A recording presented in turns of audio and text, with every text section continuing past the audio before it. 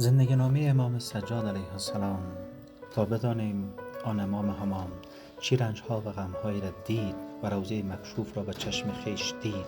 با ما در ادامه داستان زندگی نامه امام سجاد در کانال حدیث عشق همراه باشید. دوستان نهایت گرامی،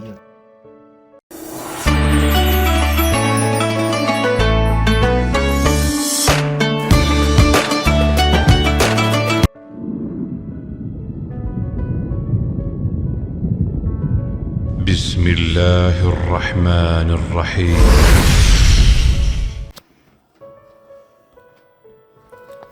بسم الله الرحمن الرحیم. زندگی نامه امام سجاد علیه السلام. حضرت سجاد علیه السلام فرزند امام حسین علیه السلام، ملقب به سجاد و زین العابدین می باشد. امام سجاد علیه السلام در سال 38 هجری در مدینه ولادت یافت. حضرت سجاد علیه السلام در واقعه جانگداز کربلا حضور داشت، ولی به علت بیماری و تب شدید از آن حادثه جان به سلامت برد، زیرا جهاد از بیمار برداشته شده است و پدر بزرگوارش با هم علاقه‌ای که فرزندش به شرکت در آن واقعه داشت به او اجازه جنگ کردن نداد.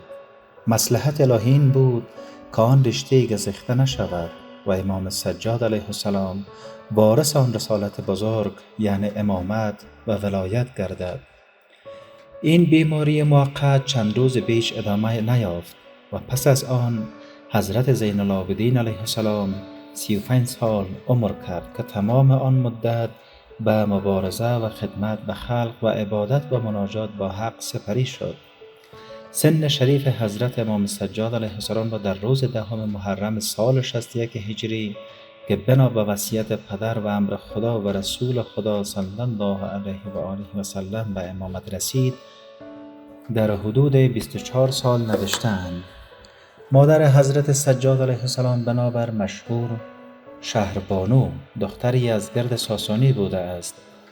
آنچه در حادثه کربلا بدان نیاز بود بهره برداری از این قیام و حماسه بی‌نظیر و نشر پیام شهادت امام حسین علیه السلام بود که حضرت امام سجاد علیه السلام در ضمن اسارت با عمه‌اش حضرت زینب کبری قهرمان کربلا سلام الله علیها آن را با شجاعت و شهامت و قدرت بی‌نظیر در جهان آن رو فریاد کردند. فریادی که طنین آن قرن‌هاست باقی مانده و برای همیشه جاودان خواهد ماند. واقعه کربلا با همه ابعاد عظیم و بیمانندش پر از شور حماسی و وفا و صفا و ایمان خالص در عصر روز عاشورا ظاهراً به پایان آمد. اما مأموریت حضرت امام سجاد علیه السلام و عمه‌اش حضرت زینب کبری سلام الله علیها از آن زمان آغاز شد. اهل بیت علیهم السلام اسیر را از قتلگاه عشق و راهیان به سوی الله و از کنار نعش‌های پاره پاره به خون خفته جدا کردند. حضرت امام سجاد علیه السلام را در حال بیماری بر شتر بیهودج سوار کردند و 2 پای حضرتش را از زیر شکم آن حیوان به زنجیر بستند. سایر اسیران را نیز بر شتران سوار کرده روانه کوفه نمودند. کوفه‌ای که در زیر سنگینی و خفقان حاکم بر آن بهت زده بر جای مانده بود و جرأت نفس کشیدن نداشت، زیرا ابن زیاد دستور داده بود رؤسای قبایل مختلف را به زندان اندازند و مردم را گفته بود بدون اسلحه از خانه‌ها خارج شوند. در چنین حالت دستور داد سرهای مقدس شهدا را از بین سرکردگان قبایلی که در کربلا بودند تقسیم و سر امام شهید حضرت ابا عبدالله الحسین علیه السلام را در جلو کاروان حمل کنند. بدین صورت کاروان را وارد شهر کوفه نمودند. عبیدالله ابن زیاد می‌خواست وحشتی در مردم ایجاد کند و این فتح نمایان خود را به چشم مردم آورد. با این تدبیرهای امنیتی چه شد که نتوانستند جلو بیانات آتشین و پیام کوبنده زن پولادین تاریخ حضرت زینب کبری قهرمان کربلا سلام الله علیها را بگیرند. گویی مردم کوفه تازه از خواب بیدار شده و دریافتند که این اسیران اولاد علی علیه السلام و فرزندان پیغمبر اسلام صلی الله علیه و آله و سلم می باشند که مردانشان در کربلا نزدیک کوفه به شمشیر بیداد کشته شده‌اند. همه از مردم برخاست و کم کم تبدیل به گریه شد. حضرت سجاد علیه السلام در حال اسارت و خستگی و بیماری به مردم نگریست و فرمود: اینان بر ما می‌گریند؟ پس عزیزان ما را چه کسی کشته است؟ حضرت زینب کبری سلام الله علیها، خواهر گرامی حضرت امام حسین علیه السلام، مردم را امر به سکوت کرد و پس از حمد و ثنای خداوند متعال و درود بر پیامبر گرانقدرش حضرت محمد صلی الله علیه و سلم فرمود: ای اهل کوفه، ای حیلتگران و مکر اندیشان و غداران، هرگز این گریه های شما را سکون مباد.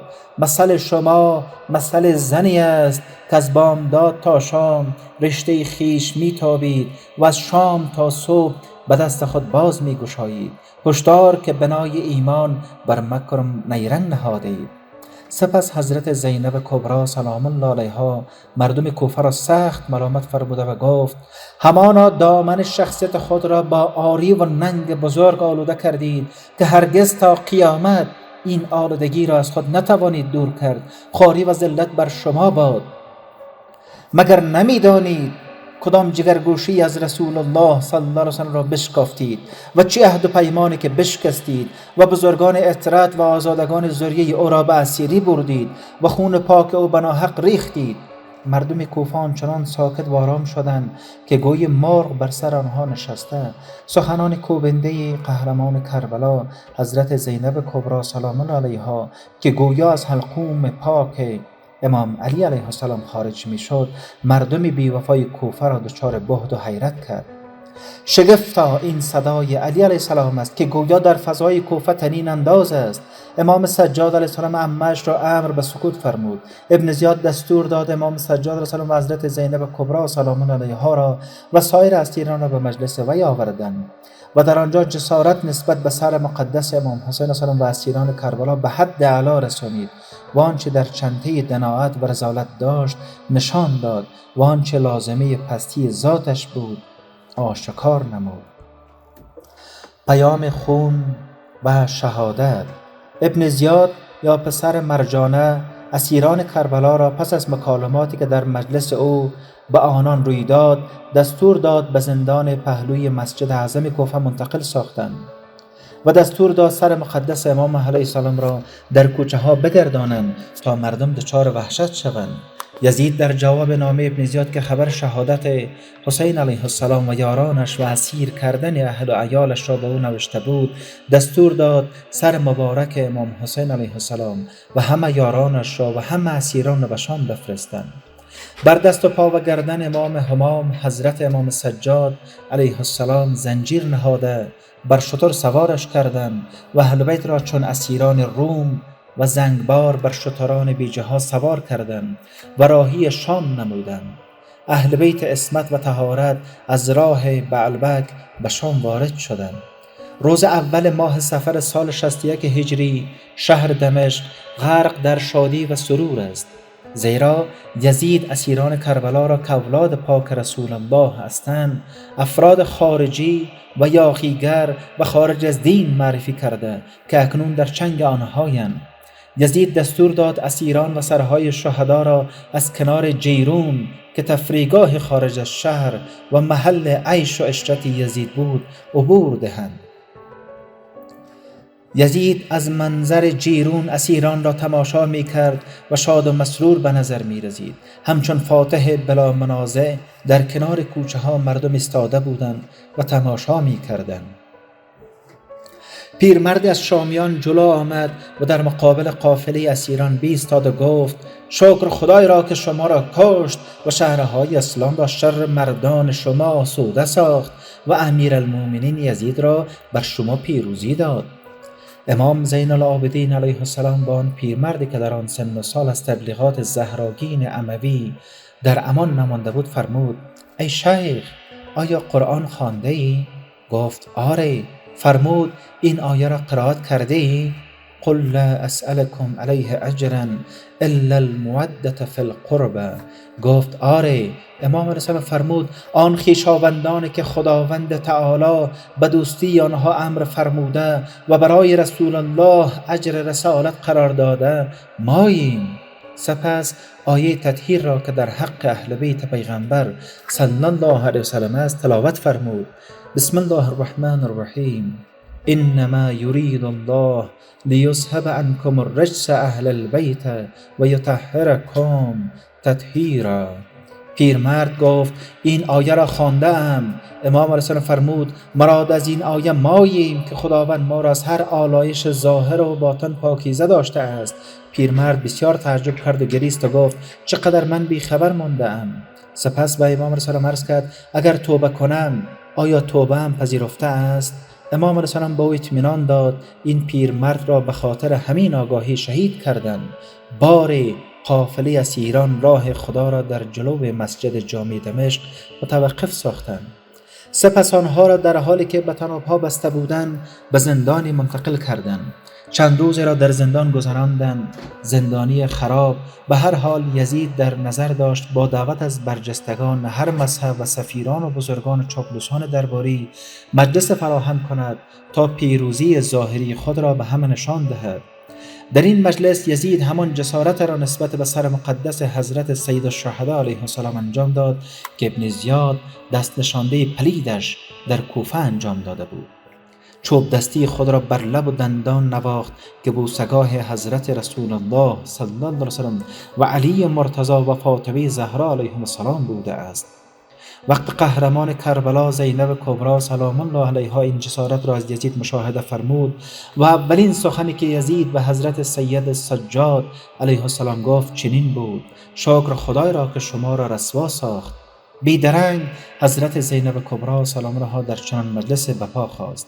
دلش به جوش آمد و زبان به ملامت یزید و یزیدیان گشود و با فصاحت و بلاغت علوی پیام خون شهادت را بیان فرمود و در سنگر افشاگری پرده از روی سیهکاری یزید ملعون و یزیدیان برداشت و خلیفه مسلمین را رسواتر از مردم کوفه نمود.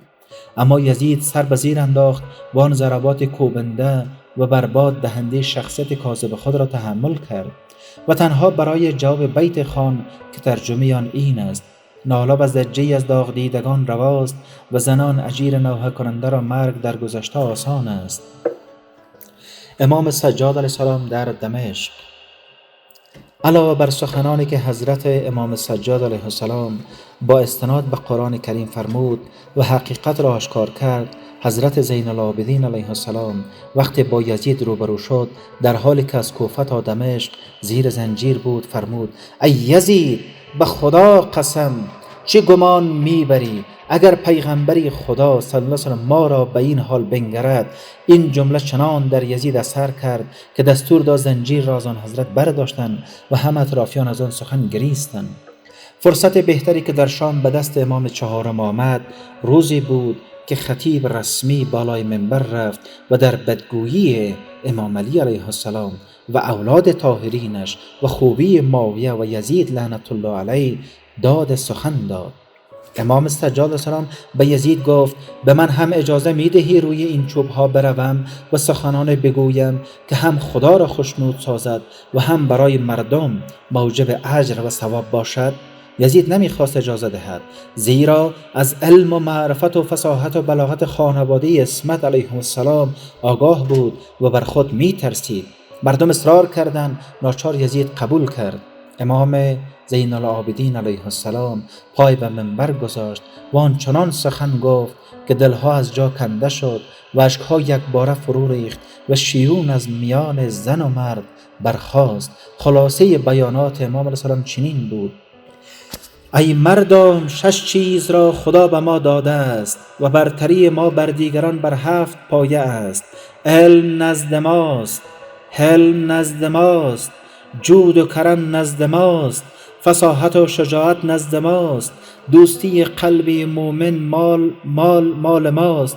خدا چنین خواسته است که مردم با ایمان را دوست بدارند و این کاری است که دشمنان ما نمیتوانند از آن جلوگیری کنند. سپس فرمود: پیغمبر خدا صلی الله علیه و سلم از ماست، وصی و علی ابن ابی طالب علیه السلام از ماست، حمزه سید الشهدا علیه السلام از ماست، جعفر طیار از ماست، دو سبط این امت حسن و حسین علیه السلام از ماست، مهدی این امت و امام زمان از ماست.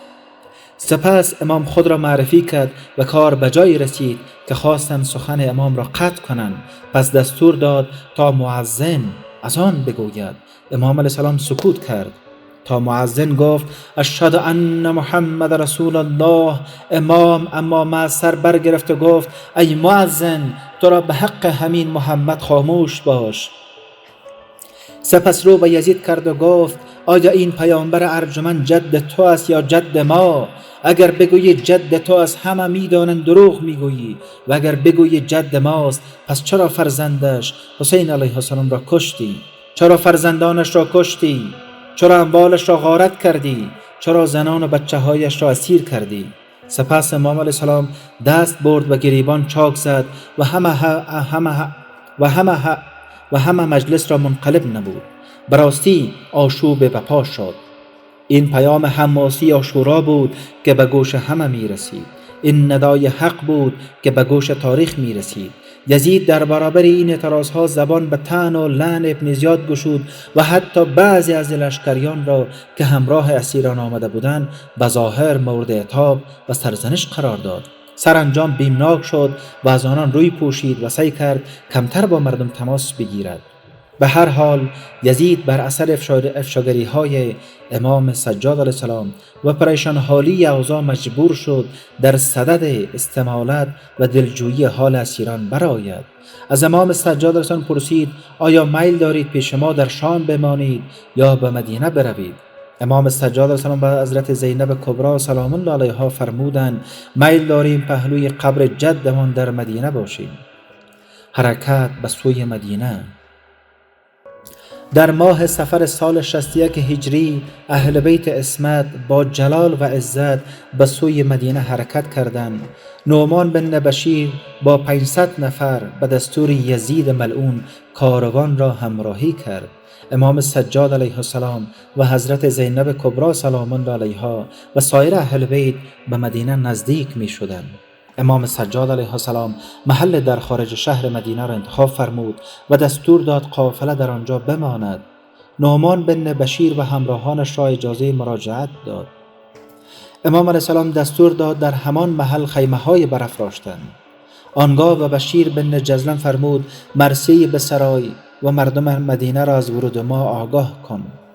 بشیر یک سر به مدینه رفت و در کنار قبر رسول الله صلی الله علیه و آله و سلم با حضور مردم مدینه ایستاد و اشعار سرود که ترجمه آن چنین است: هان ای مردم مدینه، شما را دیگر در این شهر امکان اقامت نماند، زیرا که حسین علیه السلام شهید شد و اینک این اشکهای من است که روان است. آخ که پیکر مقدسش را که به خاک و خون آغشته بود در کربلا بگذاشتند و سرش را بر نیزه شهر به شهر گردانیدند. شهر یک باره از جای کنده شد. زنان بنی هاشم صدا به زجه و ناله و شیون برداشتند. مردم در خروج از منزلهای خود و هجوم به سوی خارج شهر بر یکدیگر سبقت گرفتند. بشیر میگوید اسب را رها کردم و خود را به عجله به خیمه اهل بیت پیغمبر رساندم. در این موقع حضرت امام سجاد علیه السلام از خیمه بیرون آمد و در حال که اشکهای روان خود را با دستمال پاک میکرد به مردم اشاره کرد ساکت شوند و پس از حمد و ثنای الهی لب به سخن گشود و از واقعه جانگداز کربلا سخن گفت. از جمله فرمود اگر رسول الله صلی الله علیه و سلم جد ما به قتل و غارت و زجر و آزار ما دستور میداد بیش از این بر ما ستم نمی رفت، به حال اینکه به حمایت و حرمت ما سفارش بسیار شده بود. به خدا سوگند به ما رحمت و عنایت فرماید و از دشمنان ما انتقام بگیرد.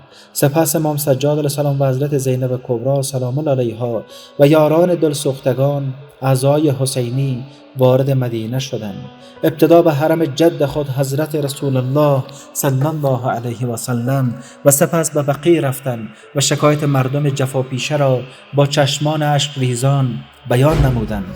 مدتها در مدینه اعضای حسینی برقرار بود و امام علیه السلام و حضرت زینب کبری سلام الله علیها از مصیبت بی‌نظیر و عظمای کربلا سخن می‌گفتند و شهادت هدفدار امام حسین علیه السلام را و پیام او را به مردم تعلیم می‌دادند و فساد دستگاه حکومت آن زمان را برملا می‌کردند تا مردم با عمق مصیبت پی ببرند و ستمگران روزگار انتقام خواستن را یاد بگیرند. آن روز در جهان اسلام 4 نقطه بسیار حساس و مهم بود: دمشق، کوفه، مکه و مدینه. حرم مقدس رسول الله مرکز یادها و خاطره اسلام عزیز و پیامبر گرامی اسلام صلی الله علیه و سلم. امام سجاد در هر 4 نقطه نقش حساسی ایفا فرمود و به دنبال آن بیداری مردم و قیامها و انقلابات کوچک و بزرگ و نارضایتی عمیق مردم آغاز شد. از آن پس تاریخ اسلام شاهد قیام‌هایی بود که از رستاخیز حسینی در کربلا مایه می‌گرفت، از جمله واقعه حره که سال بعد اتفاق افتاد و کارگزاران یزید در برابر قیام مردم مدینه کشتارهای عظیم به راه انداختند. آل علی علیه السلام هر یک در گوشه و کنار در صدد قیام و انتقام بودند تا سرانجام به قیام ابو مسلم خراسانی و انقراض سلسله ناپاک بنی امیه منتهی شد. مبارزه و انتقاد از رفتار خودخواهانه و غیر عادلانه خلفای بنی امیه و بنی عباس به صورتهای مختلف در مسلمانان بخصوص در شیعیان علی علیه السلام در طول تاریخ زنده شد و شیعه به عنوان عنصر مقاوم و مبارز که حامل پیام خون و شهادت بود در صحنه تاریخ معرفی گردید. گرچه شیعیان همیشه زجرها دیده و شکنجه ها بر خود هموار کردند، ولی همیشه این روحیه انقلابی را حتی تا امروز پس از 14 قرن در خود حفظ کردند. امام سجاد علیه السلام گرچه به ظاهر در خانه نشست، ولی همیشه پیام شهادت و مبارزه را در برابر ستمگران به زبان دعا و وعظ بیان می‌فرمود و با خواص شیعیان خود مانند ابو حمزه صومالی و ابو خالد کابلی و دیگر یاران در تماس بود و در این حال به امر به معروف و نهی از منکر اشتغال داشت و شیعیان خاص و معارف دینی و احکام اسلامی را از آن حضرت می گرفتند و در میان شیعیان منتشر می کردند و از این راه اباد تشیع توسعه فراوانی یافت. بر اثر این مبارزات پنهان و آشکار بود که برای بار دوم امام سجاد علیه السلام را به امر عبدالملک خلیفه اموی با بند و زنجیر از مدینه به شام جلب کردند و بعد از زمانی به مدینه برگرداندند.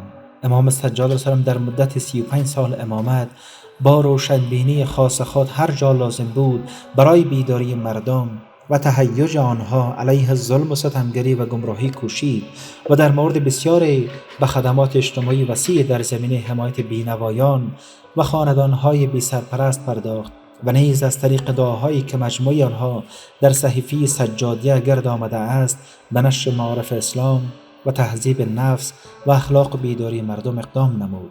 صحیفه سجادیه که از ارزنده ترین آثار اسلامی است، شامل 55 دعا است که مشتمل بر دقیق ترین مسائل توحیدی و عبادی و اجتماعی و اخلاقی است و بدان زبور آل محمد صلی الله علیه و سلم نیز میگویند. یکی از حوادث تاریخ که درنمای است تلالوی شخصیت امام سجاد است و به ما می نمایاند گرچه سراسر زندگی امام درخشندگی و شور ایمان است، قصیده‌ای است که فرزدق شاعر در مدح امام علیه السلام در برابر کعبه معظمه سروده است. مورخان نوشتند در دوران حکومت ولید ابن عبدالملک اموی، ولیعهد و برادرش هشام بن عبدالملک به قصد حج به مکه آمد و با آهنگ طواف قدم در مسجد الحرام گذاشت. چون به منظور استلام حجر الاسود به نزدیک کعبه رسید، فشار جمعیت میان او و حتیم حایل شد. ناگزیر قدم واپس نهاد و بر منبری که برای وی نصب کردن به انتظار فروکاستن ازدحام جمعیت بنشست و بزرگان شام که همراه او بودند در اطرافش جمع شدند و به تماشای مطاف پرداختند. در این هنگام کوکبه جلال حضرت امام سجاد علیه السلام که سیمایش از همگان زیباتر و جامه هایش از همگان پاکیزه‌تر و شمیم نسیمش از همه طواف کنندگان دلپذیرتر بود، از افق مسجد بدرخشید و به مصاف در آمد و چون نزدیک حجر الاسود رسید موجب جمعیت در برابر هیبت و عظمتش واپس نشست و منطقه استلوان را در برابرش خالی از ازدحام ساخت تا با آسانی دست به حجر الاسود رساند و به طواف پرداخت. تماشای این منظره موجی از خشم و حسد در دل و جان هشام بن عبدالملک برانگیخت و در همین حال که آتش کینه در درونش زبانه می کشید، یک از بزرگان شام رو به او کرد و با لحن آمیخته به حیرت گفت: این کیست که تمام جمعیت به تجلیل و تکریم او پرداختند و صحنه مزاف برای او خلوت گردید؟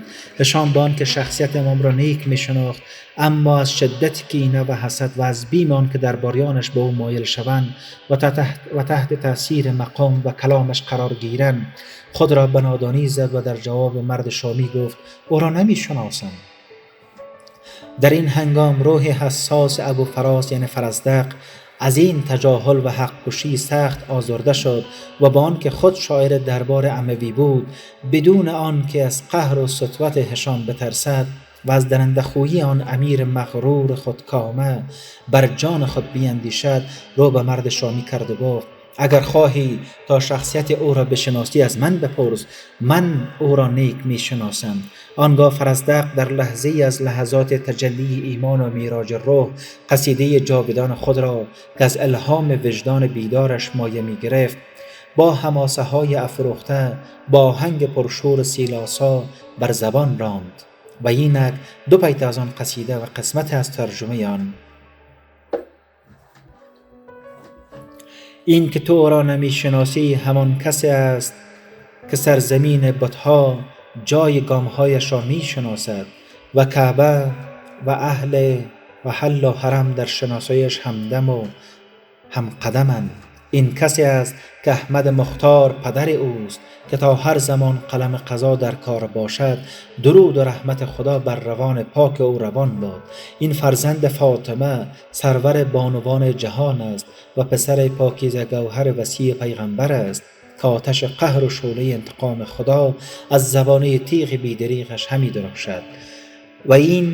و از این دست اشعار سرود که همچون خورشید بر تارک آسمان ولایت می درخشید و نور می پاشد.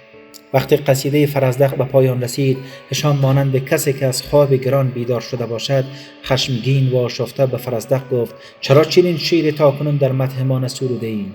فرزدق گفت: جد به مانند جد او و پدر همشأن پدر او و مادر پاکیزه گوهر هم مانند مادر او بیاور تا تو را نیز مانند او بستایم.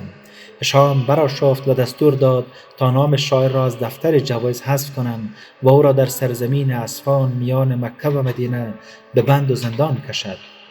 چون این خبر به حضرت امام سجاد رسید، دستور فرمود 12,000 درهم به رسم سله و جایزه نزد فرزدق بفرستند و عذر بخواهند که بیش از این مقدور نیست. فرزدق سله را نپذیرفت و پیغام داد: من این قصیده را برای رضای خدا و رسول خدا و دفاع از حق سرودم و سله نمیخواهم. امام علیه السلام سله را باز پس فرستاد و او را سوگند داد که بپذیرد و اطمینان داد که چیزی از ارزش واقعی آن در نزد خدا کم نخواهد شد. بار این فضائل و ارزش‌های واقعی است که دشمن را بر سر کینه و انتقام می‌آورد، چنانکه نوشتن سرانجام به تحریک هشام خلیفه اموی ملعون، ولید بن عبدالملک ملعون، امام زین العابدین و سید الساجدین علیه السلام را مسموم کرد و در سال 95 هجری قمری درگذشت و در بقیع مدفون شد.